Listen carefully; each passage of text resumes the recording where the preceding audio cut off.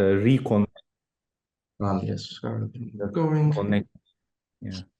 Yeah, just is there, I guess there's an option to download, etc. But I'll just check now. in any cases, we are all in the space, so it doesn't have to be done.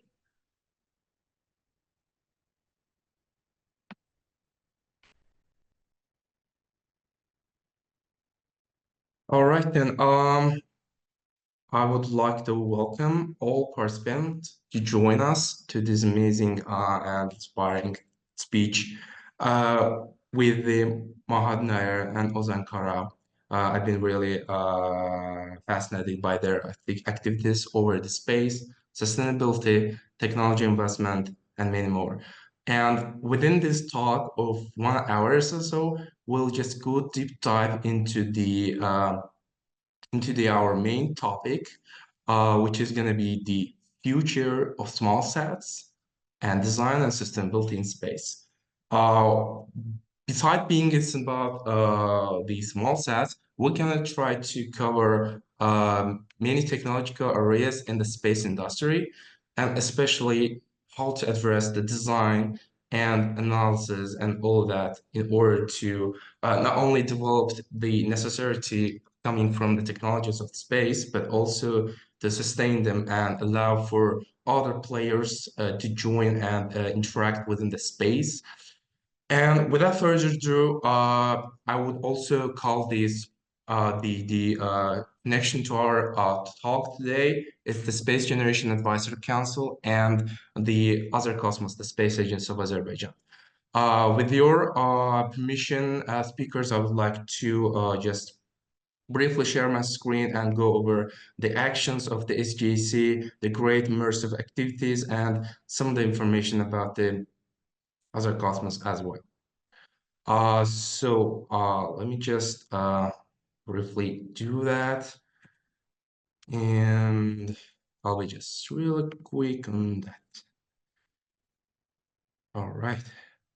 I hope you can see my screen. So, yeah, just in support of the United Nations Program of Space Applications, I would briefly like to talk about the activities of the Space Generation Advisory Council.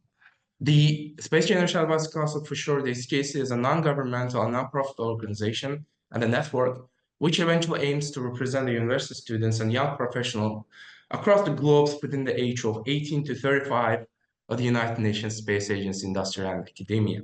And previous as the third United Nations Conference Exploration and Peace Facility Out of Space in Vienna, 1999. Until now, the SGAC managed to incredibly gather the young, talented, brilliant minds from across the globe for more than 27,000 and in 165 into 6 continents. The purpose of the creation of the SGAC is not only the volunteer base of university students and young professionals in the space sector and making them, but also to give them the opportunity to be able to participate, to actively involved within their age, areas, and sector, and especially in the space activities, and give them the generation of the next generation of the space sector's leaders opportunity and voice in the global space policies. The other Cosmos and the SGAC managed to sign the memorandum in 2018, which gave us not only to cooperate, but also go over some direction of the SGAC and other Cosmos interests for the benefits of the space in general. The SGAC itself contains majorly within the events, project groups, professional development, scholarship, and UN-related activities as being their 5 essential pillars. One of them is, I would call this very interesting, is the regional and national events, which could last up to 2 days of workshop activities, development within the next decades, and discuss about the regional cooperation, especially the activities of that region in the space. And the 1 hour activities that we eventually first did that was the SG Azerbaijan hosted in the last year, which I'm going to talk a bit later. The thematic events are majorly the 2 events that happened just in the April of 5th to 11th, especially between the 5th to 8th. I've also managed to participate in the Space Generation Fusion Forum held in the Colorado Springs. It was an incredible young generation around the globe being actively involved in there. discussing the various key space actors of topics and especially the high-level international space leaders being there, panel discussions and networking and many more.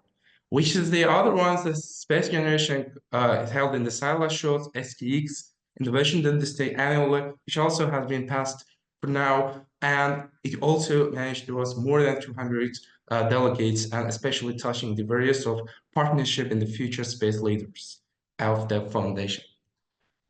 As a result, the SG Azerbaijan 2023 was the first SG Azerbaijan that we've managed to host in our region, Azerbaijan, and it's been really interesting to see the enthusiasms of our young generation, especially the students and girls, that we also have the thematic women in space challenge opportunities.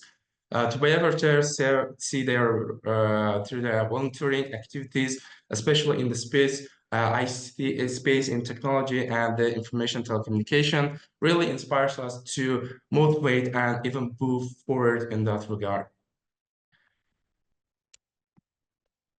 The SGC in Baku was one of the phenomenal experiences that we have with the help of the SGC. That spell held just before the IAC 23 in the last year. Within the more than 124 young men will represent 51 countries and discussing various topics and workshops over space and security, climate change and space sustainability, gender equality, and the main memoirs, being the annual enough of the intensity to the gamification of the young people, especially for benefits the Space Generation Advice Council and the overall space industry. There's a lot to talk about the SGC, but also the project groups. And one of the interesting points that you can see on screen, I highly suggest to visit the website of sgac.org and project to get more. The mentorship and scholarship is another best experience that the young generation can get. Not only being motivated and hosted by the mentors over the various industries in space industry, but also to be a part of it. The UN activities related to is really phenomenal also what the SGC does, and eventually the consultation within the United Nations Economic and Social Committee, the SGC annually represents and reports their activities within the CUPUS and technical committees held annually.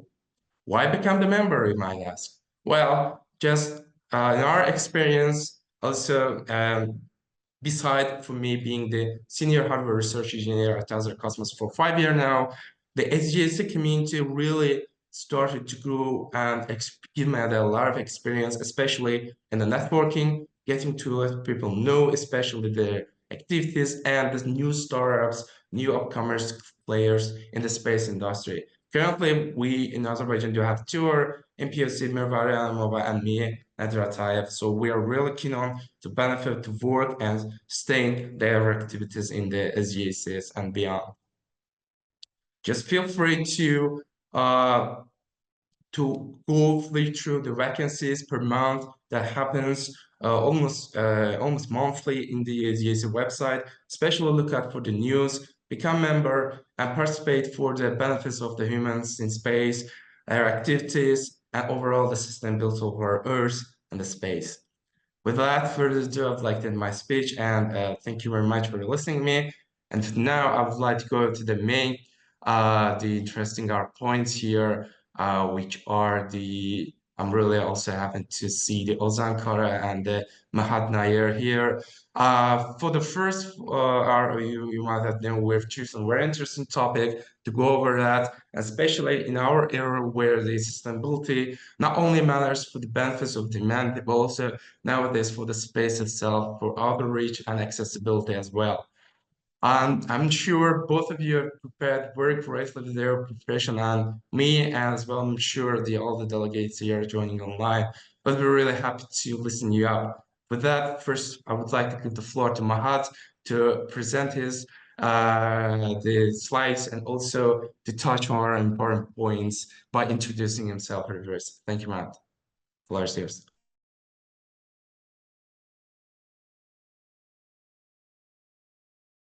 All right. Can you hear me loud and clear? All right, sounds good. Hello, everyone. I'm Mahad. Uh, I'm currently the co-lead for Space Safety and Sustainability Project Group at the Space Generation Advisory Council that Nadir just mentioned. So um, it deals with all the activities from policy, legal, and technical point of view that are relevant to safety and sustainability initiatives. This is the overview of my presentation. I have 20 minutes, so I'll try to go fast. And then if anyone misses anything, you can drop a question in the chat that I will respond to later, or we can do questions in the end. We'll go over a bit of definitions about small satellite and what does that mean, some numbers and metrics of growing population in space. We'll do some future predictions about small satellites and new space, especially from sustainability perspective. Then we'll go over the issues and sustainability initiatives, and then I'll briefly go over the charter for a circular economy. So about me, I'm Mahad. I have education in astronautical engineering from the American Air Force Academy, and then space systems engineering and business engineering from TU Graz in Austria. And I've worked in government and academia domains, primarily in Pakistan, but also as a consultant with international organizations. I've also been very active as in public speaking or doing workshops in the last 2 years with the IAF, with SGAC, with Diverse Dozen Ascend, so on and so forth. Our project group has done a lot of webinars already when it comes to space safety and sustainability. The last one was with Nigeria, and this one is with Azerbaijan. And we are planning more webinars and events.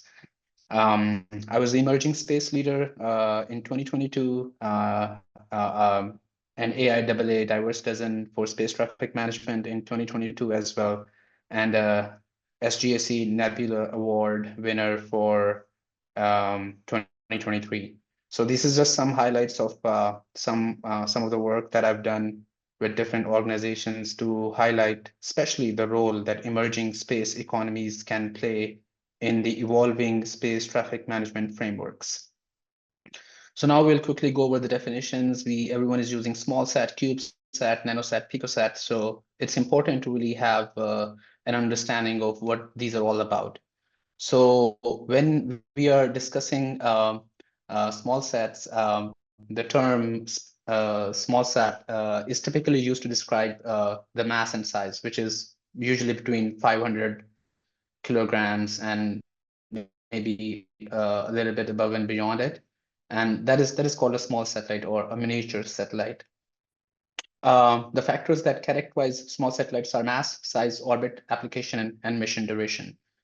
So when it comes to mass, we have mini satellite, micro, nano, pico, and femto satellites, and you can see their masses in the table here, and also their general dimensions.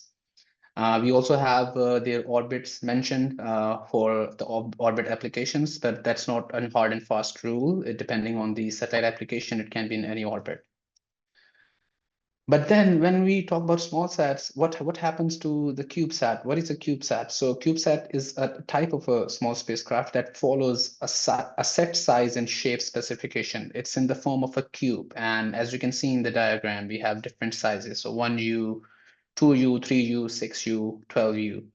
And the dimensions usually follow 10 centimeter cube for 1U, and it increases in a parametric fashion. So now we'll quickly go over some numbers and metrics. So as you can see, the payload traffic in orbits has increased exponentially, especially when it comes to the current years, 2022 onwards. You see an exponential rise of payloads in space, and you can also see that the sizes of these most of them are small satellite category. So we are obviously seeing the future here that small satellites are going to be there especially in the low Earth orbit in huge numbers. And when we see conjunction events, we also see that the low Earth orbit is the most congested orbit, and it is going to create more and more conjunction events, especially in different orbital regimes. So 350 kilometers and 550 kilometers are the ones which have the major satellite constellations. Hence, there are more conjunction events in these orbital altitudes. Moving forward, when it comes to attribution or responsibility, obviously the country that puts more objects in space has a bigger responsibility to ensure the sustainability in space as well. So as we can see in this chart from the last 4 years, we have US, China, Russia, and then the European countries. But of course, the majority of the satellites, or almost all of the satellites from the American origin, are part of the Starlink constellation. So that also talks about how the constellations are changing the scenario. And I have a quick video here. So this tells you this is the year 2022, and we have all these constellations. This is 23, and just have a look at how in the next 7 or 8 years the low Earth orbit is going to be populated with all these planned constellations that are already registered with the ITU, and their companies are already manufacturing these satellites. So essentially, we are going to have a sphere of all these objects in the low Earth orbit, and it is going to become a really congested environment. Thanks to AGI for creating this simulation. So now that we have gone over how this is affecting the low Earth orbit and its population, we'll go over some predictions from a literature review on how small satellites are going to shape up the future of our space industry. So when it comes to small satellites, we'll first go over the design predictions. And as we have seen that the larger sized CubeSats are going into the orbit more and more. So the smaller CubeSats don't really have the mass, weight, capacity to do a lot of things. But when it comes to business, when it comes to commercialization of space medium, we need more data processing, we need more transmission capacity, we need due to artificial intelligence, we need more onboard computing and processing. And obviously, since the environment is way more congested now, we need more propulsion systems so that the satellites can conduct different maneuvers. Similarly, we have new challenges for satellite coordination and management, because now in constellation, the satellites are not only dependent on a link with the ground station, but also inter-satellite link, which needs to be optimized as per the design of the constellation. Moreover, CubeSats are now planning to transfer their data in space without any intermediaries, so that whichever CubeSat is available for downlinking that data at any point in time on top of any geographical location, it should be able to do so that the companies can optimize on their businesses. At the same time, we have very precise formation flights among the satellite constellations, especially when it comes to Earth observation. And in Earth observation, we have synthetic aperture radar, and they require very precise formation flights. So the constellation theory is constantly being optimized so that maximum results can be achieved. Once again, we have satellite docking projects, which means that satellites should be able to dock with other satellites in space, and that also yields on-orbit servicing, and also multiple small satellites or parts of small satellites can dock and come together in the form of a larger satellite. As I mentioned, this is a look into the future, so we don't really have any successful example of this right now, but there are major plans by major space corporations that are in place to make this happen. Again, coming back to artificial intelligence, we need autonomous diagnostics based on telemetry, so that if we have 50,000 satellites, you're not going to have enough manpower to go over the health of the satellite, every single satellite, to see what's happening. So the the operators are going to be dependent on artificial intelligence to figure out what's wrong with which satellite and how to fix it. Again, for data processing, artificial intelligence is going to reduce the size of the data and only downlink the data that is important, because once again, we are also facing issues with the frequency allocation. That will give rise to a reduction of download data and automatic learning systems for the management of satellite constellations. So for example, once again, having 150,000 satellites in one constellation would require a lot of manpower on ground. So until or unless satellite operators are dependent on autonomous and smart artificially intelligent operations, that's the only way to be successful, or leave your competitors behind. In future, we'll also see greater data processing and transmission capacity, because once again, we are already seeing Ku-band and Ka-band transmitters that are being deployed on small satellites and other big satellites as well. And the rates of several hundred megabits or gigabits rate has already been achieved. Moreover, laser communication systems are in place and are being used, albeit in a lower capacity, and not a lot of users are dependent on it. But this is in future, we will see a lot of laser communication terminals on ground, as well as with satellite systems. Lastly, we'll have an increase in the use of electric, chemical, and water propellants, so that the satellites can be maneuvered in a faster and more active manner, because passive controls are not as fast as active controls. And once we'll have a congested low Earth orbit environment, we would need faster and active maneuvering capabilities. At the same time, the regulations are constantly increasing. So it is now paramount that every small satellite that goes in space should have a deorbiting system to come back. And for that, we already have a lot of research going on for air drag augmentation devices, for magnetic torques and inertia wheels. Lastly, there is a lot of research that's going on antennas, and how different types of antennas are going to change the future of small satellites, and how small satellites with their small size and small configurations are going to have bigger antennas for larger gains and larger capacities to downlink and uplink data. How do we balance continued growth and innovation with ensuring space remains usable for current and future generations? So now we have already looked at the problem. We already have seen that there are hundred thousands of satellites that are being planned in just the next decade. So we are not even talking about 100 years from now or 50 years from now. We are just talking about next couple of decades, and how this is going to completely congest the low Earth orbit, which is a limited resource. So now we'll look into some issues and some sustainability initiatives.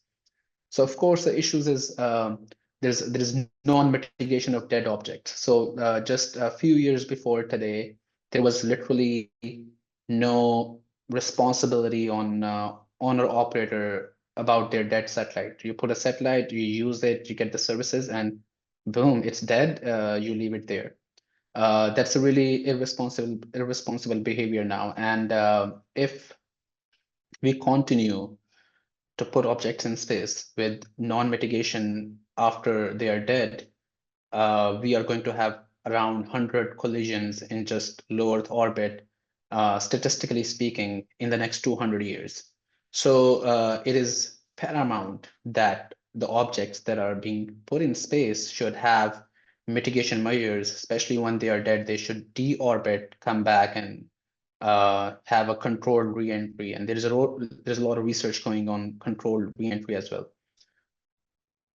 Just like the low Earth orbit, we also know that the radio frequency spectrum is also a limited resource. And as you can see in the top right in the diagram, we have consumed a major chunk of the electromagnetic spectrum, and the radio frequencies are becoming less available. So in future, once we have all these satellites in space, of course, the radio frequency interference is going to increase manifold, and that is going to affect businesses, that is going to affect the governments, that is going to affect the safety and security of space objects. So it must be considered in the design of the satellites of how they are going to overcome this challenge. Just like the reallocation of space spectrum for terrestrial 5G is also one of the major issues that the space ecosystem is facing. And lastly, we have a lot of light pollution. So protection of radio astronomy is also important, because radio astronomy is dependent on passive waves that are coming from deep space objects. And if we create a complete circle of satellites around Earth, we are going to have, we will receive signals that are not of good quality. They will not be able to yield results, and that will directly affect the astronomy community and our deep space research. You can see from the diagram in the right bottom that this is a real picture of deep space objects, and they have all these lines, and these lines are actually from the Starlink constellation. So now astronomers who are looking into deep space are facing this issue where they have to figure out what to do with the paths or with the flares of these satellites that are passing on top of them. So this is creating a huge issue for the astronomy community. And when we talk about the sustainability initiatives, I'll quickly go over some of the initiatives. And first of all, we have the international legal framework, which starts with Outer Space Treaty of 1967, a combination of 5 treaties by the United Nations. But all of us have seen that those treaties are not legally binding. They are at max guidelines to tell you how to do business. So the responsibility comes on the launching state. Each launching state is responsible for authorization and continuing supervision of their national space activities, and launching states are also liable for damages their space activities cause. So although we are always pointing fingers at who's responsible, but the launching state, the nation states, are responsible for the objects they are putting in space and for their behavior in polluting the space. And then there is a whole discussion about who has to go ahead in the space race in the modern space economy, and in that geopolitical scenario, the launching states overlook or forget to implement sustainability initiatives, and as a result, we face the tragedy of the commons with the low Earth orbit, especially. The nation states are key to manage space sustainability challenges. And apart from these 5 treaties by the United Nations, we have international guidelines for orbit debris mitigation, which is developed by the Interagency Debris Coordination Committee. And it talks about how to limit the debris through launch, on orbit, and re-entry operations. Once again, it is voluntary at international level, and there are several countries that have implemented this. Apart from that, we have European Space Agency Zero Debris Approach, which is a set of recommendations to achieve zero creation of new debris by 2030. So they want that by 2030, we give rise to an ecosystem that does not create debris at all. And it applies to all the ESA member states and their national private sector activities. And it is developed with keeping the Zero Debris Charter in mind. And Zero Debris Charter is, once again, a voluntary target to help build international support in achieving zero debris goals. After that, we have UN COPUS, the Committee on the Peaceful Uses of Outer Space, which produced guidelines for the long-term sustainability of outer space in 2018. We have another working group, which is called Long-Term Sustainability 2.0 Working Group, which is currently working on how we can keep sustainability of long-term activities in the space.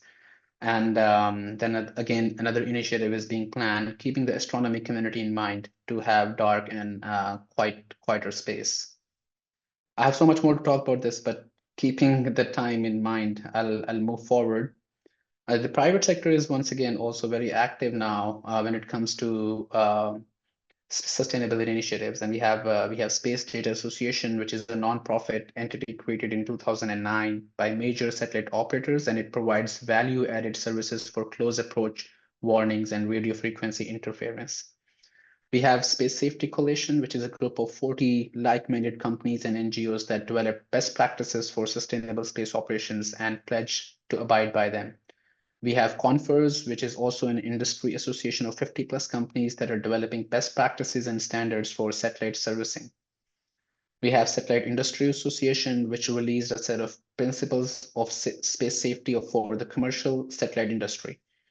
We have Space Sustainability Rating by MIT, which is a group of 6 metrics that give you a gold, silver, diamond rating, depending on how good your sustainability design is while launching an object into space.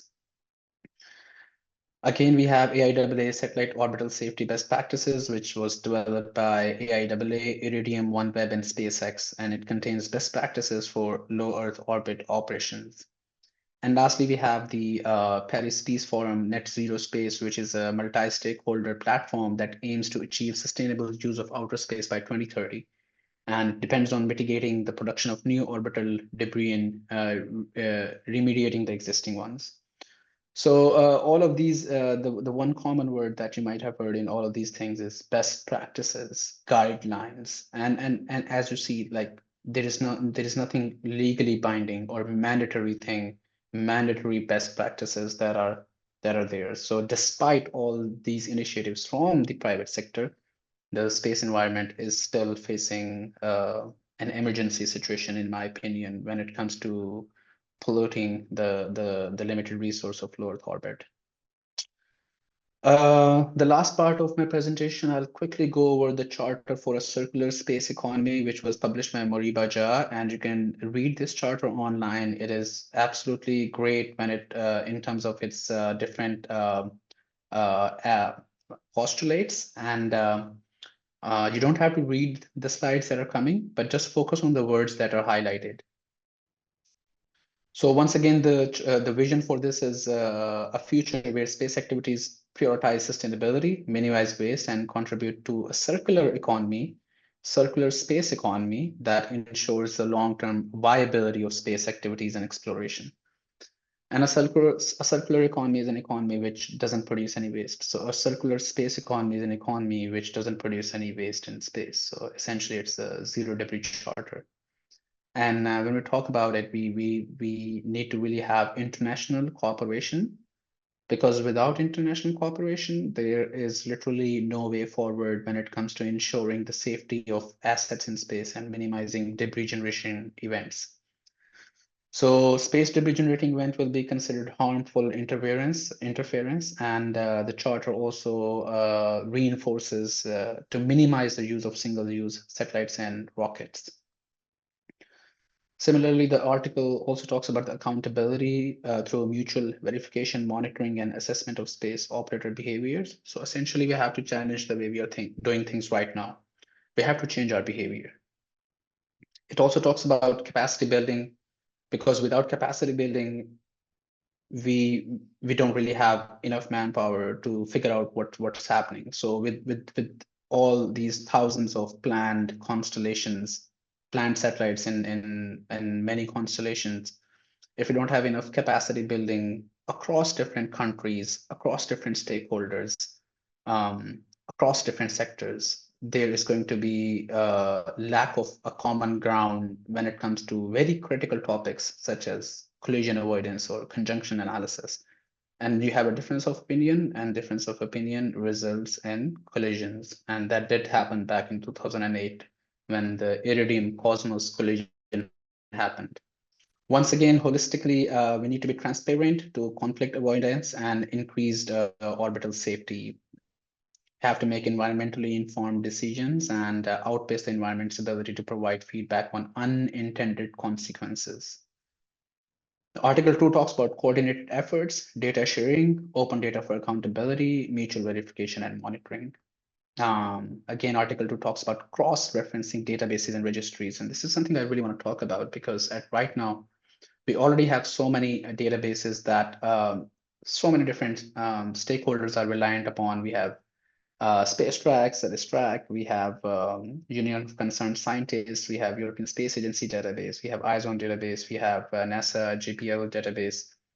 And when different actors or different operators rely on different databases, it yields different results. And those, since there is no cross-referencing of these databases, then there is a difference of opinion, which is unsustainable when it comes to avoiding collisions in space. So there needs to be cross-referencing.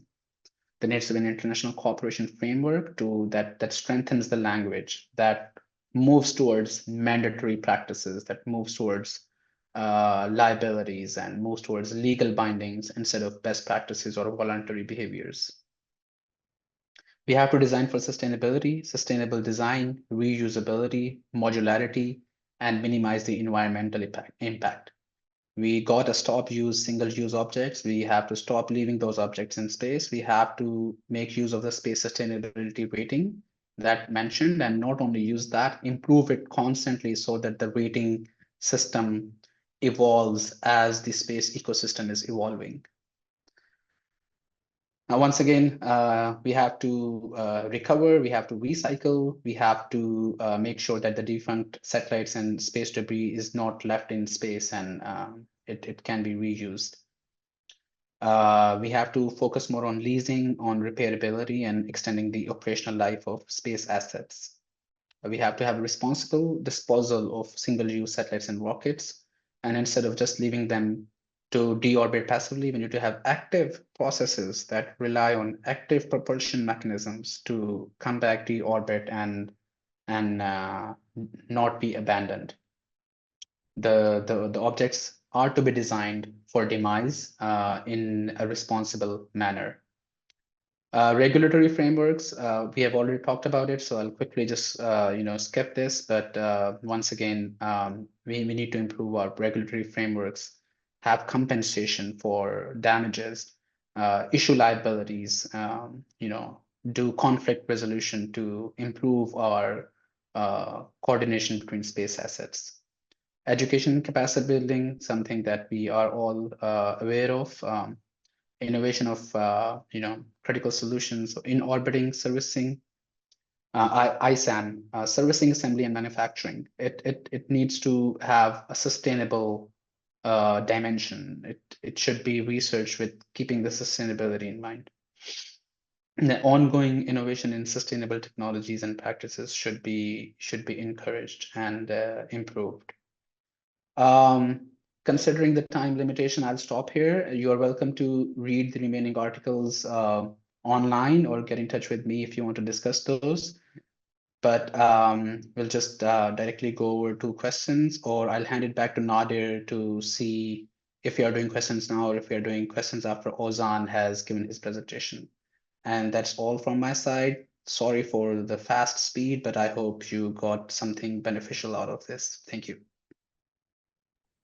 Thank you, Mahad. It's been just incredible presentation, and especially the points that you've been touched. I also had my questions, but it's been automatically answered. So, regarding on that, yeah, especially what you consider, especially in the low Earth orbit, the tendency, the increment of the small satellites, and their usability has to be really managed, and especially when we are considering to actively involve the different countries to act in the space, to have to get the environment to be able to do that. And that's the what was